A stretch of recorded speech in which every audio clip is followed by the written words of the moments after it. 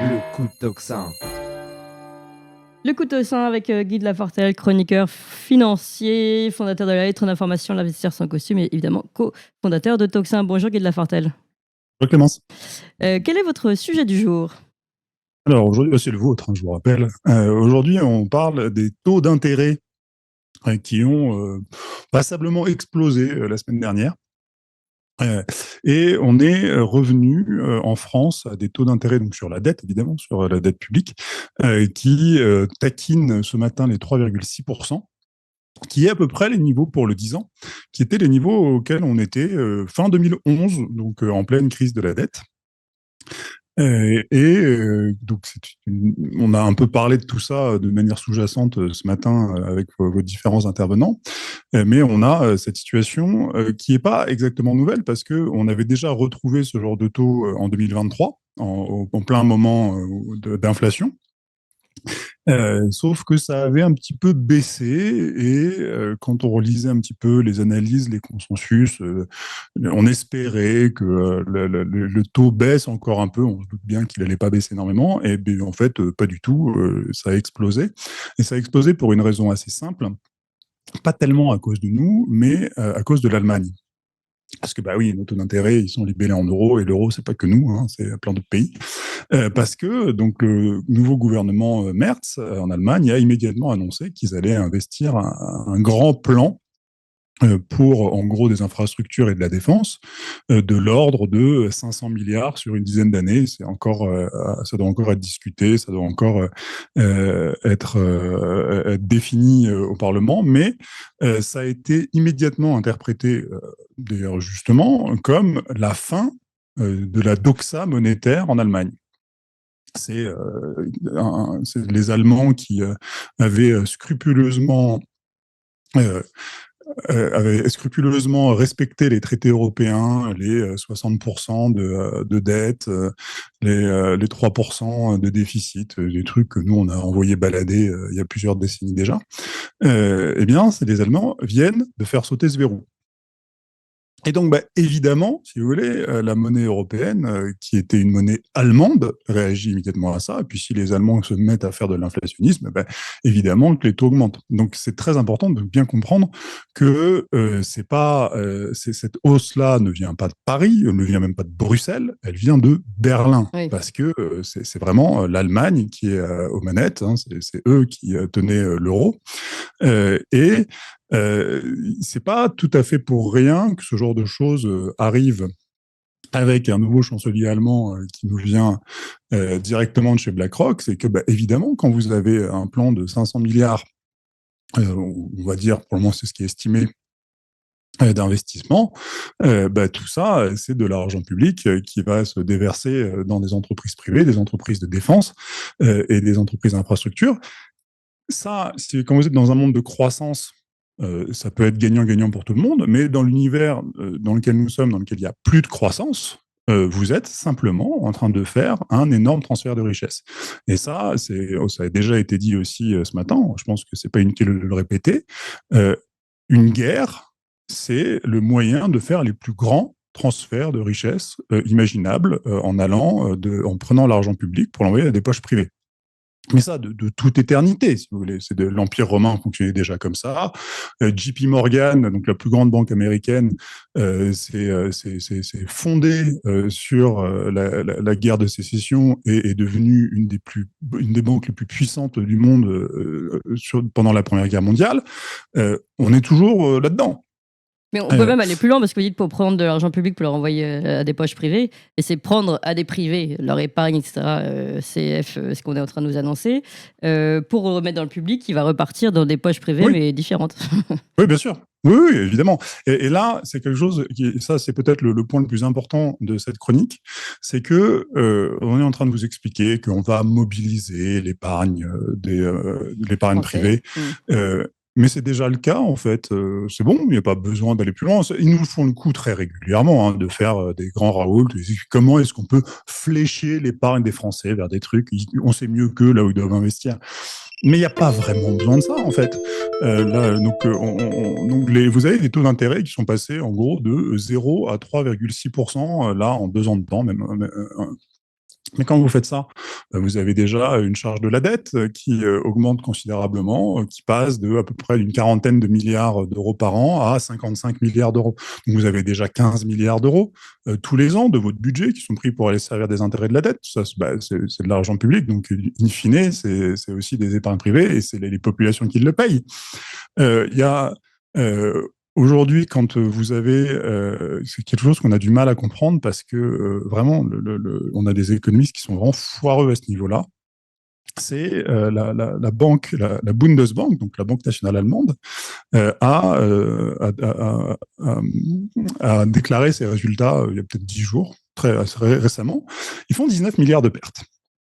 Et donc là, on se dit, bah, on s'en fout, 19 milliards de pertes, qu'est-ce que c'est la Bundesbank? De toute manière, eux, tout ce qu'ils font, c'est imprimer de la monnaie. Qu'est-ce que ça peut faire qu'ils fassent des pertes?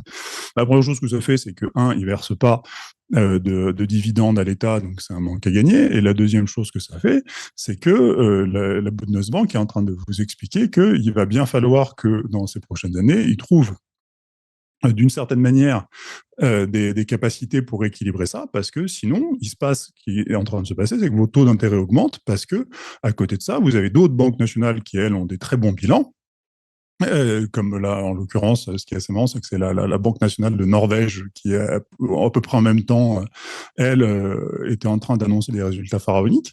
Et donc, vous avez les investisseurs vont aller voir ailleurs. Oui. Et parce que ça, c'est un truc, c'est les économistes de gauche n'arrêtent pas de vous dire que une banque nationale, on s'en fout qu'elle fasse des pertes. Non, on s'en fout pas. Et c'est ce qu'on est en train de voir là, c'est-à-dire que vous avez des taux d'intérêt qui montent, et ces taux d'intérêt qui montent derrière, ça se paye tout le temps.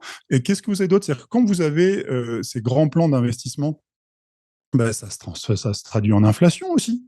Donc là, quand je vous dis que là, on a des taux d'intérêt qui reviennent à 3,6%, des choses qu'on avait comme en 2023. Vous avez aussi un signal que l'inflation est pas du tout est pas du tout finie, ça va revenir, surtout quand vous déversez comme ça des centaines de milliards dans une économie et que en plus de ça, encore une fois, vous n'avez pas de croissance parce que on pourrait se dire après tout des taux d'intérêt de l'inflation, tout ça, on en a eu des patates et des patates dans la deuxième moitié du XXe siècle. Oui, mais on avait de la croissance aussi. Là, on n'a plus de croissance, donc ça n'a strictement rien à voir. Et donc, on est dans un moment où cette espèce de grand plan qui est concomitant d'ailleurs en Allemagne et à Bruxelles, on dit on va dépenser des milliards et des milliards. La première chose, c'est que je crois que c'est François Coq qui parlait du rapport Draghi. Le rapport Draghi, lui, il parlait de transition verte, écologique, et il disait il faut investir 5% du PIB pour la transition écologique. Bon, bah ça, on l'a foutu à la poubelle en à peu près 4 secondes, et puis si finalement il faut dépenser 5% du PIB pour construire des bombes, ça nous ira très bien aussi. C'est très important de bien comprendre que pourquoi est-ce qu'on utilise cet argent? On n'en a strictement rien à faire. Ce qui est important, c'est que cet argent soit dépensé et qu'on puisse mettre la main dessus. Oui. Non, mais c'est quand même dingue ce truc qui est que il y a 2 ans, on vous explique qu'il faut dépenser 5% de PIB pour sauver, pour sauver les ours blancs sur la banquise, excusez-moi d'être grossier, et Oui. maintenant on vous explique qu'il faut dépenser 5% de PIB pour aller foutre des bombes sur la gueule à Poutine. Mm. Il y a un moment, je veux bien qu'on nous prenne pour des canards sans tête, mais bon, quand même. Oui, non, mais c'est vrai que c'est assez gros. Franchement, quand on regarde les choses comme ça, c'est vraiment très gros. Ouais, c'est énorme. Et c'est surtout, c'est fait à un moment où on n'a pas les capacités financières, monétaires de faire ça. On ne peut pas faire ça. Enfin, L'Allemagne peut le faire. Elle le fera à notre détriment. Mais c'est-à-dire que nous, ça va se payer extrêmement cher. Ça va se payer extrêmement cher parce que on n'a pas les structures économiques, on n'a pas les structures industrielles, on n'a pas et que quand on vous dit on va investir des centaines de milliards dans la défense. Mais la défense, aujourd'hui, c'est des entreprises américaines, la défense européenne. Vous avez un rapport qui date de 2023 qui explique que les investissements de défense en Europe sont réalisés à 80% en dehors de l'Europe. C'est-à-dire que ce sont des industries non européennes qui financent notre défense aujourd'hui. D'accord? Donc maintenant, si on se dit, bon, on va investir beaucoup d'argent Et sur ces 80%, vous en avez les 2 tiers, enfin, vous avez 63% en tout qui vont rien qu'aux États-Unis. Donc, vous avez essentiellement les États-Unis qui financent la défense européenne. On est un peu moins conscient de ça en France, parce qu'en France, on a notre défense à nous, on a nos tanks, nos Leclerc, nos Rafales, nos trucs. Mais partout ailleurs en Europe, vous avez l'ami américain qui s'occupe de la défense. Et donc, si on pourrait se dire, OK, on va investir une petite fortune pour reprendre notre défense à notre compte. Sauf que c'est pas comme ça que ça marche.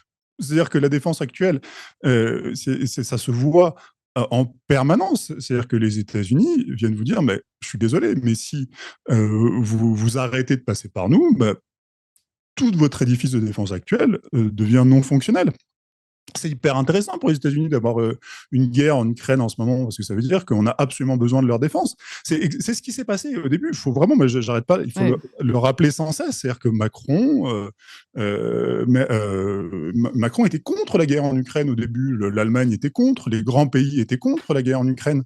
Et vous avez, je sais plus, c'était au tout début, les Allemands ont dit, bah, on a cavé parce qu'on n'avait pas le choix, parce qu'on dépend des États-Unis pour notre défense. Mais quand je veux dire, c'est-à-dire que les pièces détachées, ça veut dire les formations, ça veut dire, c'est-à-dire qu'il non seulement il y a les contrats, qui fait que dans les contrats de défense, vous n'avez pas le droit d'utiliser un matériel que vous avez acheté si c'est pas autorisé par le pays qui vous l'a vendu.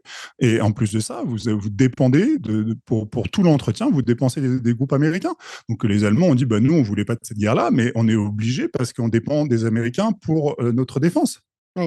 Et ça va continuer. Il n'y a aucune raison que ça cesse. Oui, je précise juste parce que je vois des commentaires qui disent attention, il est en train de céder aux sirènes du complexe militaro-industriel. C'est pas parce qu'on les décrit et qu'on dit ce qui se passe que vous êtes pour Guy de Lafortelle. Oui, pardon. Ah oui, non, pardon. Non, pour moi, ce que je veux dire par là, c'est que il y a aucun. On est en train de céder un peu plus de souveraineté à ce niveau-là. On n'est pas en train de reprendre de la souveraineté.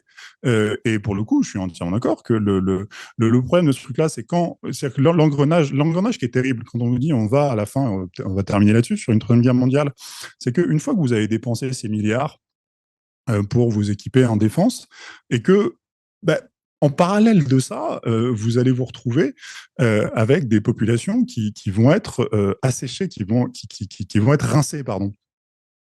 Parce que bah, ça va se traduire en inflation, ça va se traduire en effectivement saisie d'une manière ou d'une autre des épargnes, ça va se traduire en pauvreté. Oui. Et une fois que vous avez tout ça et que vous avez du coup des guerres civiles qui sont en train de gronder chez vous parce que les gens en ont ras-le-bol de ne pas pouvoir bouffer, bah, généralement, la meilleure solution, c'est de balancer toutes ces énergies vers l'extérieur avec une bonne grosse guerre. Oui.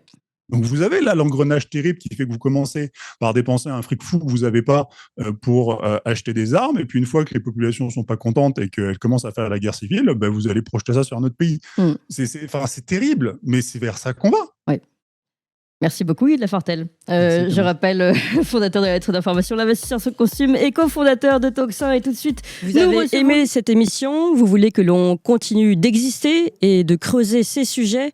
Sachez que nous n'avons ni subvention, ni milliardaires, ni oligarques derrière nous, que nous ne dépendons que de vous. Donc faites un don à toxin-media.fr, toxin-media.fr, et encore mieux, faites un don régulier pour que nous continuions d'exister. Merci.